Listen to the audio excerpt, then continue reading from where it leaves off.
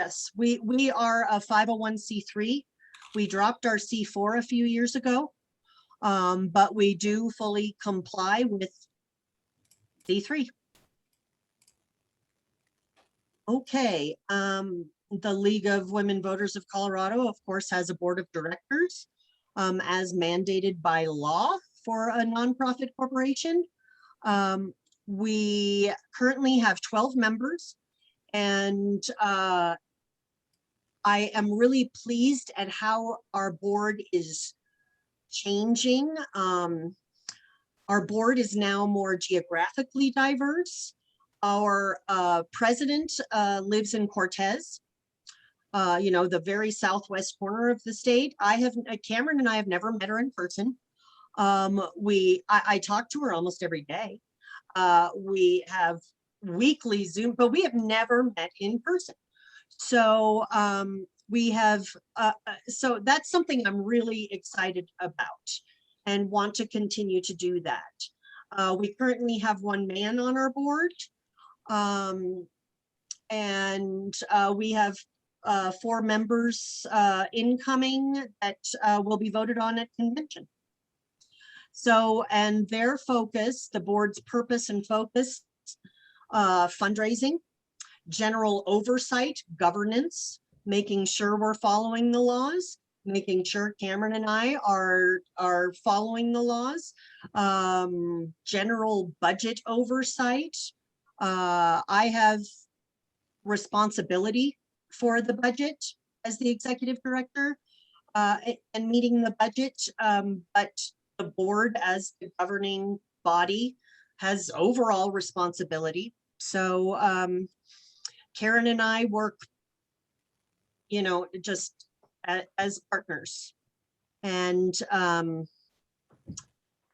the board, many board members have specific portfolios, much as local league leadership does, voter service, action and advocacy. You know, of course, we have a treasurer and a secretary. So this year we will be adding a portfolio specifically on diversity, equity, and inclusion. It's something that we've been focusing on for several years now. But this year we have both added a budget line item and we're adding a portfolio. And I'm excited about that. So, local league roles and responsibilities. I think you all know what that is. You all are the boots on the ground and keeping us informed of what's important to you all at the state level while advocating for whatever is important at your city, county, water board, school board, everything else. So as regional things become important at the state level, I hope you'll be in touch about that. If there are bills moving through that are really important to your city, county, or region, let us know. We'll sick the LAC on them. So, and we will reach out to you all at times when we want and need regional testimony for a bill that impacts a particular region. Okay, so I mentioned voter support. I'm going to talk about our programs. Like each of our local leagues, we have voter support.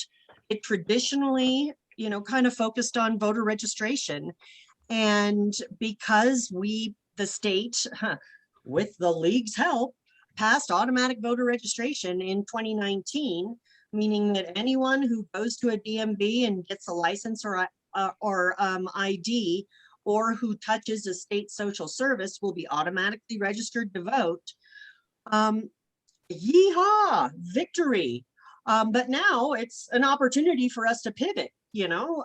We still need to focus on voter registration in my book, especially underserved populations, the student population, you know, especially non-traditional students, trade schools, and the incarcerated populations. So many of our incarcerated people are eligible to vote, and they don't know it, and they don't have access to ballots. So that is one or two areas I hope local leagues will continue to focus on voter registration.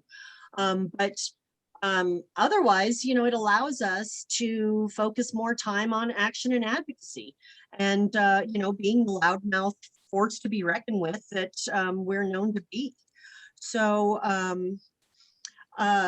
we've been publishing ballot issues at the state level since 1934. We have new Send a Message and Your Voice, Your Votes coming out very, very soon, right, Kim? Yeah, should be the next few weeks. Right, right. We do have Your Voice, Your Vote as a video in American Sign Language on our YouTube channel, which the link is in the chat box. We always do ballot issues in both Spanish and English, and we are looking to do those in Amharic as well. We also do Your Voice, Your Vote and Send a Message. And the difference between those two, for those of you who don't, yay, Nancy. Send a Message is a list of all elected legislators at the state level. Your Voice, Your Vote is how to register and how to vote. So that's the difference between those two publications, and they're both also available on our website all over the place. What else? Let's see, we do a lot of forums and webinars, as do you all. Boy, you all did just a record number of candidate forums last fall. Stunning. Awesome. So whenever you do those or anything, please record them and send them to us. If you guys don't have your own YouTube channel, we'd love to have our YouTube channel have as much as possible. So it's pretty awesome now. It's a great treasure trove of information. So encourage you to check that out. I already mentioned our Action and Advocacy Committee, or excuse me, our Legislative Action Committee. Again, it's about 30 volunteers it's mainly Metro right now, but it is meeting via Zoom, so it doesn't need to be. Each member of the Legislative Action Committee chooses a topic they want to follow, whether it's voting rights or gun safety or K through 12 education, and they track the bills that move through the legislature on that. We have bill tracking software that helps, but these people become experts on this legislation and this subject matter, and they testify regularly. They it is the power behind the state league, the heart and soul behind the state league. We put out action alerts based on both national and state immediate needs.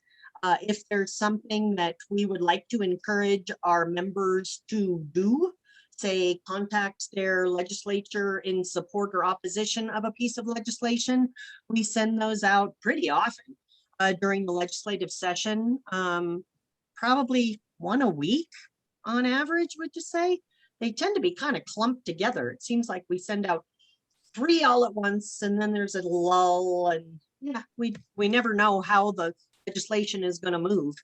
So but keep an eye out on your email box for action alerts from both the state and national league. Okay, and yes, and I already asked for you all to be in communication around regional issues so that we can advocate at the state level. Great. Okay, I get to stop talking and hand it over to Cameron. Before I jump into my piece, I just want to check in if there are any questions about all that program stuff that Beth just introduced and talked about. Any questions? Beth, I've got a question. I mean, so a lot of times the alerts will have a list of the committee members, you know, if the legislation's in committee, right? Mhm. And what's the most effective thing to do? If I'm understanding that really it's better only to contact your own representative rather than people that are not your representatives, what's the best strategy? I personally think that if it's in committee, it's fine to contact those committee members. That said, I understand what you're saying about constituency because, yeah, I mean, a lot of representatives won't talk to you unless you're a constituent. I have found though, if it's in committee and you're addressing them as a committee member, Okay, you can have more luck. okay, that's good to know. Thank you. Okay. Cool. All right. Well, I was gonna speak a little bit about the ways that our state league supports our local leagues, and happy to answer their questions, or if we want to go on a tangent, we're doing good on time, so happy to facilitate any of that. But the first way that we support our local leagues is financially. Our state league, we offer grant opportunities for our local leagues. Our most kind of I would say solid grant program is our program grants. They're somewhat in transition. We're actually transitioning right now to accept rolling applications for our grants, and these are up to $500 awards to our local leagues, where they apply to really do whatever they want. There are occasionally some stipulations on that, but we're moving to make it really inclusive and easy to apply, so our local leagues can really use some of that funding. No more deadlines. No more deadlines. That's right. Our National League also offers grant opportunities, and we try to keep our page updated with those. And just generally, our state league, we are very open and willing to help you all with fundraising, with applying to grants. We know that it can be a challenge for our local leagues to navigate their funding and their financial situation. So we're here to do that. Yeah. Other ways that Beth, go for it. Sorry to jump in, but also another way that we are starting to help local leagues financially is about a year and a half ago, we were accepted as members of Community Shares, which is a workplace giving program. It's kind of similar to United Way. So we were accepted in late 2019. And then it took all of 2020 for them to kind of get us on their list and advertise us to the employees at their partner workplaces. And the board just at the March meeting agreed that these funds will be split with our local leagues. 50% will stay with the state league and 50% will go to local leagues based on actual revenues coming in around July 1st and January 1st of each year. Proactively, y'all don't need to do anything. We'll just send it to you. And based on membership numbers that were submitted to national, that everyone agrees on. So our first donor report showed that 15 donors have pledged $22,000 and within the first year. And so it's going to take them a year to send that money in. But basically we'll be distributing in the in the realm of $11,000 to our leagues. And we fully expect more donors to sign on. So we are super excited about this, and really hope that this will be a boon for our local leagues. Beth, what is Yes. the name of the group? Community shares. Shares. Yep. Yeah, so just to extend on that, through an employer that has the community shares program, right? People can opt in to give money, and we're on that list. And so, as Beth said, we just launched it. Our name just got on to be able for folks to sign up. So the fact that we already have this amount pledged in 1 year, we suspect that this is going to be a really, really great source of dollars coming in. I mean, really, really tremendous. So Good. yeah, expect that. It'll be slow, as Beth kind of said. It's been slow to get going, but in the next few years, that's really going to be really fantastic. Other ways that we support our local leagues is through our network. We promote events. We obviously have our own events that I'm going to kind of speak about, but our local leagues are really consistently doing their things, whether that's in the voter service realm, whether that's hosting forums, or whatever. I mean, our local leagues really in this last year, through just the power of Zoom, we've been able to do a lot of events. And so if you and your local league are either attending something or want to get something going on the state level, know that we are very happy to share that event.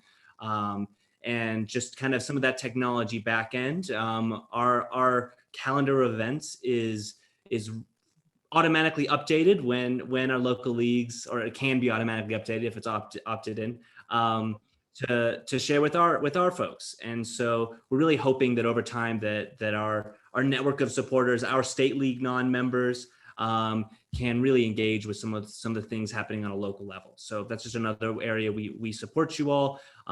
We regularly put things out on our social media for our local leagues. We use our communication, as Beth kind of said.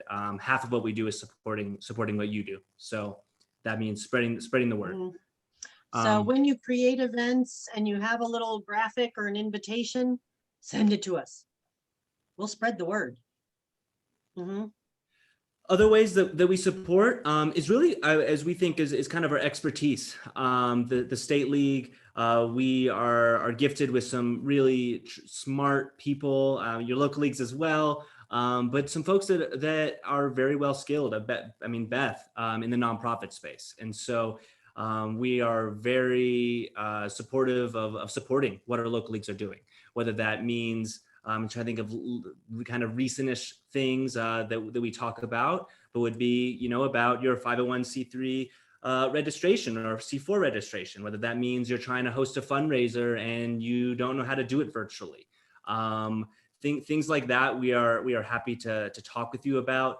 Obviously we have our staff team that can speak to that, but if there's ever opportunities that you want to speak about a specific program area, whether that's voter service or advocacy, we will connect you with those folks. Even through our legislative action committee, if you are reading a report and you're thinking, oh wow, this person really knows their stuff, happy to connect you.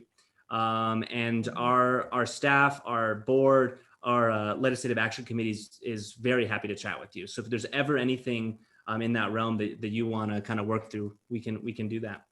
Any Use questions? us as a clearinghouse. That's right. Questions? Good. Cool. I'm going to speak a little bit about programs, just to kind of extend what Beth was talking about. So this is our first new member orientation. We're very excited. Thank you for being here. Another thing that we do regularly for our members is we have what we're kind of transitioning, what we're calling it, kind of before called our president's calls. We're starting to call them our leadership, our local league leadership calls. We've typically done these every 2 months. And these are regular Zoom meetings that are mostly kind of designed for our local league leaders, but not exclusive. If you really are wanting to chat with us, you're welcome to join. Those are just little updates. They're kind of not email updates, but in-person updates and announcements of what the State League is doing, as well as really great opportunities for our local leagues to give feedback on what they're doing. And we hold those regularly, and it's just another way that we try to keep those lines of communication open. Yeah. All are welcome. All are welcome. It's another program we're really excited about because we can reach more people now that we're virtual. We have a few events we do, larger membership events that happen each year. I'm going to speak a little bit about those. So the first is what we call our Making Democracy Work Day. This is an event that happens in the autumn, in the fall. And what this event historically is and continues to be, it has changed during COVID, and like many of our events, we've gone virtual. And we do plan, and we're excited that our future large member events will always include a virtual component. That is a change, and we are really committed to that. But our Making Democracy Work Day is all about current issues that somehow engage the larger league, LWVUS, priority of making democracy work, right? So this is all about voter access, voter rights. It's about fair or nonpartisan redistricting. So anything in the realm of making democracy work, we talk about at this fall event. This is one of those events, like many of our events, where we try on the state level to pull in really fantastic speakers, whether those speakers are coming on the state level or on the national level. Just a great opportunity to engage that specific priority. Kind of moving along in the calendar, in January, right before, right at when the state legislature starts meeting, we host something called our legislative conference. This is another one of those events that all members are welcome, historically done in person. But again, we'll have the virtual component. And this event is all about laying the foundation and explaining what the Legislative Action Committee is going to be doing through the state legislature, what the state legislature, what priorities they're considering. And it's an opportunity to kind of, just to establish what the league's priorities are going into that session. About the same time, usually before legislative conference, we host a legislative action training event. That's a event that again we're trying to offer that virtually. And what that is, it's a smaller opportunity and you're invited if you want to learn more about lobbying, if you want to learn how to lobby on behalf of the league, potentially joining the Legislative Action Committee. That all kind of happens there in December and January as we gear up for the legislative session, which we are currently in. Another event that we have in our calendar is our annual meeting. As Beth kind of said before at the start, this is something that we are kind of sort of transitioning. This year, it's in 3 weeks, we're having our LWVCO 2021 convention. This is that every 2-year event, and then the off years we have something called council. We're changing this so that on the state level we will hold one annual event in May. On the local level, you probably are familiar with or heard that our local leagues will hold some kind of annual event again about the same time in May and June, where they'll kind of do some of their business. They'll establish who their leaders are, any kind of regular business. As Beth said, our annual meetings and just generally everything we do is approved by our larger membership. And so part of this annual meeting process is the local leagues will select delegates that vote on behalf of their league. The number of delegates depends on how many members that league has. This process is a mirror of what's done on the national level. And so our larger leagues will have more representatives and our smaller leagues will have fewer. But everyone's invited.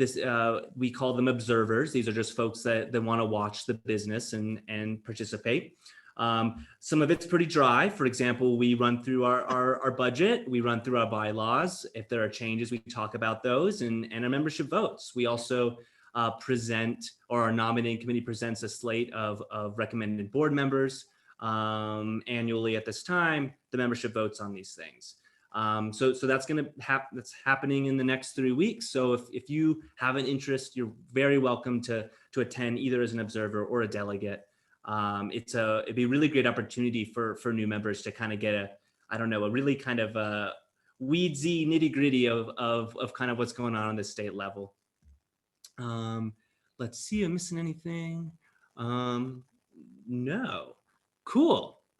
Any questions about those events, or any kind of like larger events that I've missed? I'm trying to think.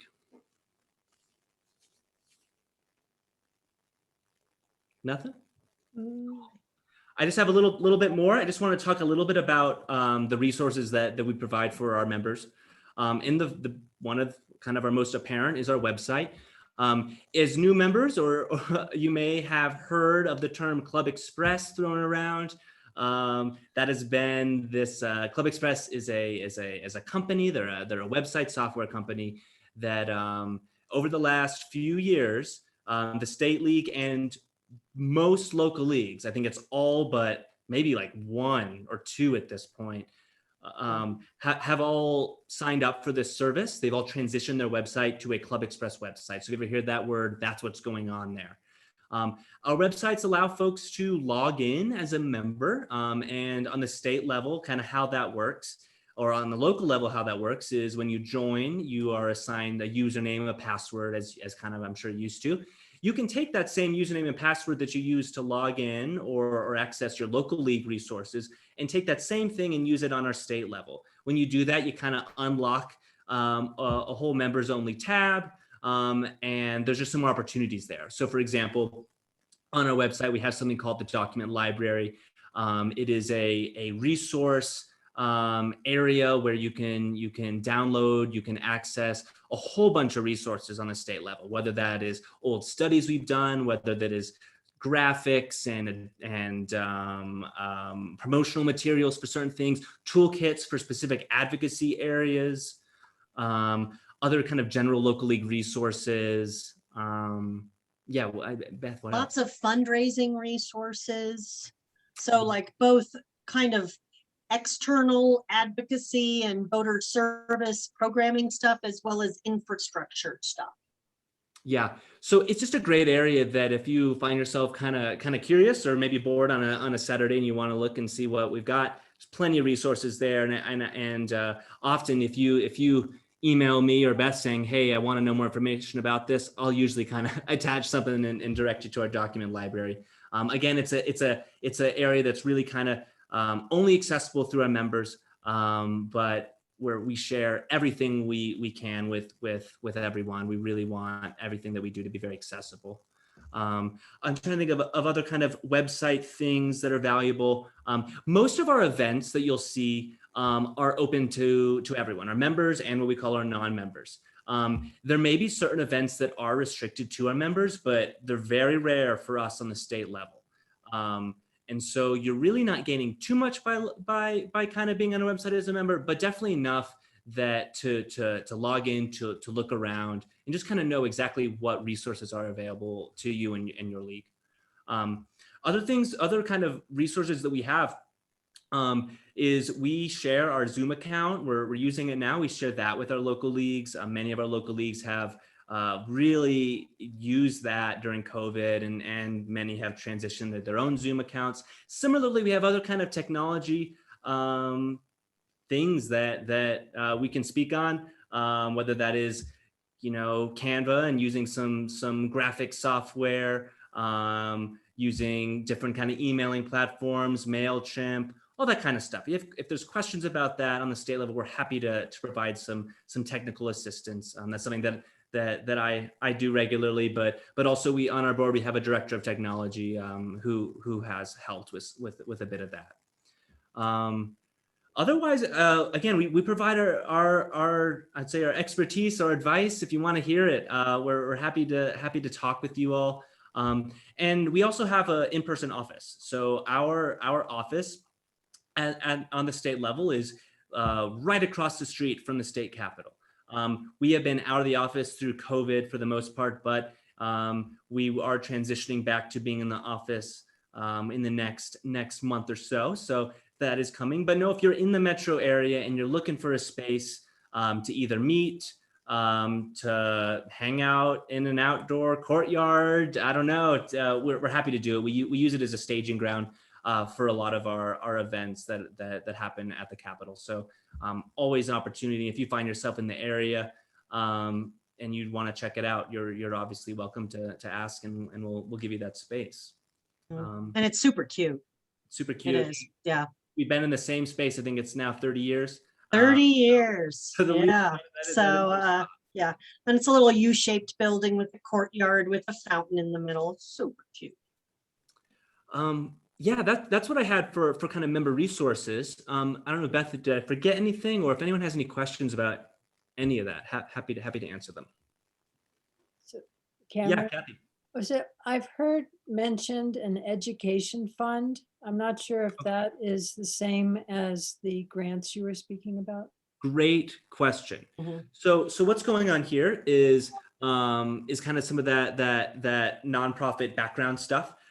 So you may see some reference to the League of Women Voters of Colorado Education Fund. On the national level, there's an organization, League of Women Voters of the United States, and the League of Women Voters Education Fund. I think that's exactly what it is.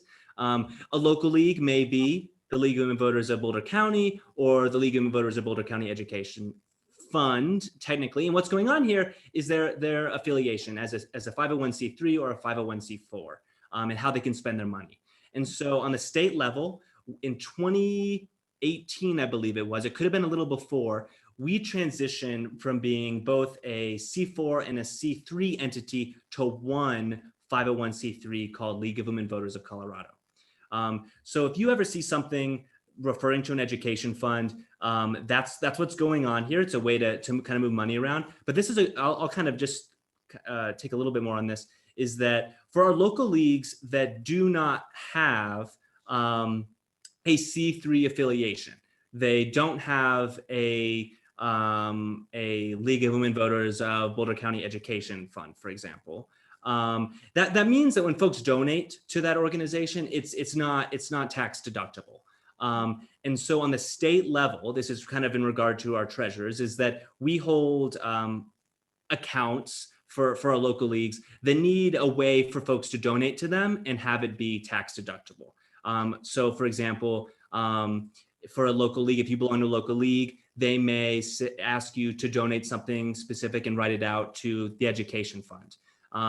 They would then send that to us, the state office. It's deposited in their education fund on the state level. And then whenever that local league needs to use those funds, we facilitate that for them. So that's another way that we support.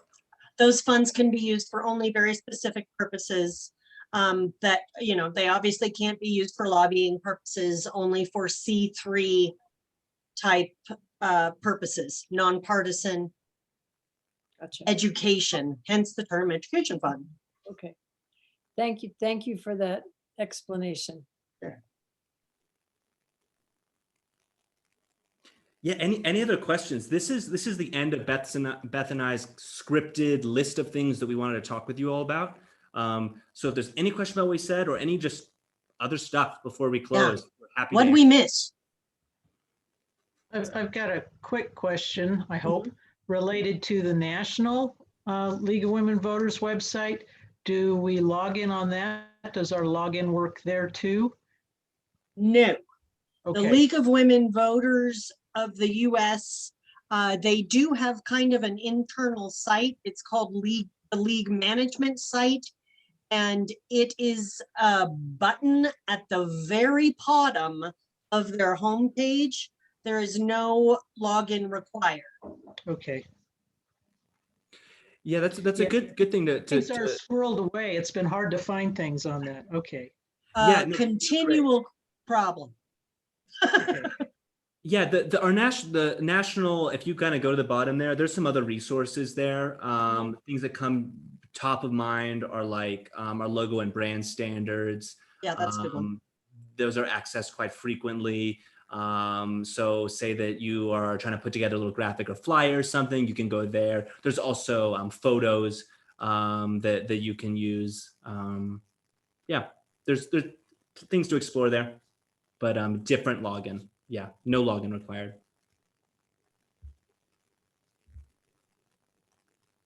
Just know that Cameron and I are accessible. I have put my email in the chat box. I'll do the same. Okay, I think Cameron's doing that now.